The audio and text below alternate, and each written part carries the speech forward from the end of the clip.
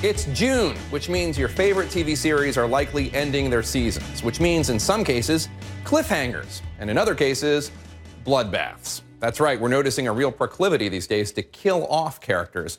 And we don't just mean the bad guys or the unpopular characters, like when L.A. Law's Rosalind Chase stepped into that elevator shaft low those many years ago. We mean real, beloved, heart of the series characters. We recently chatted with the creators of some of the hottest shows on television to see what's behind this epidemic.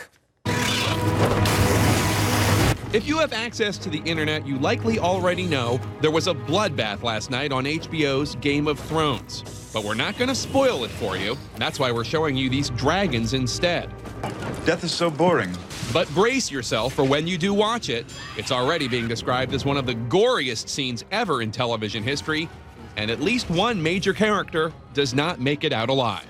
Bring me his head. It's hardly the first time the show killed off a major character. When I sat down with Game of Thrones co-creator David Benioff earlier this year, he told me it's no small task to take someone out. Is it tough to kill off a character? It is tough. It's tough both in the storytelling sense because you miss characters that you really loved writing for, but it's also tough because some of our favorite people to hang out with, they're no longer on the show. So it always seems, it's many of our most beloved friends from the series we've had to kill, and it's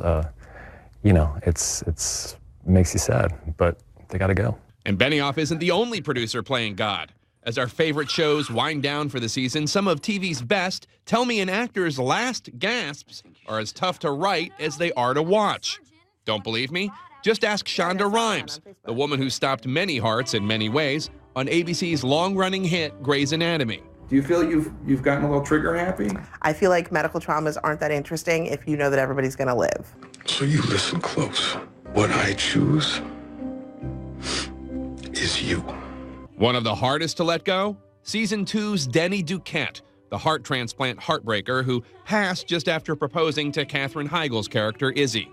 He didn't want to die. Nobody wanted him to die. He didn't want to leave his trailer and come to set and die. The story really dictates everything. If you can't stay true to the story just because I've grown wildly attached to an actor, then we have a problem. In fact, it seems there are some really itchy trigger fingers among the creative types these days. In recent weeks and months, we've seen major characters meet their makers on Downton Abbey, Homeland, Boardwalk Empire, and, not surprisingly, The Walking Dead. Do our favorite characters all have targets on their backs? What's going on? Lane hanged himself in his office. Get something to come down.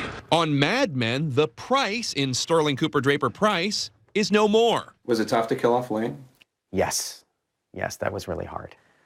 I don't do that kind of storytelling lightly. And with just 3 episodes left this season, Mad Men obsessives are on edge, wondering who's next.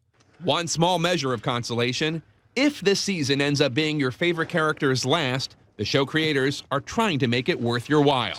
The stakes are very human, so if you're going to pull the trigger on something that permanent, you want to make it count. Shows like Lost and The Sopranos oft beloved characters in the past, but seriously, Game of Thrones took it to another level last night.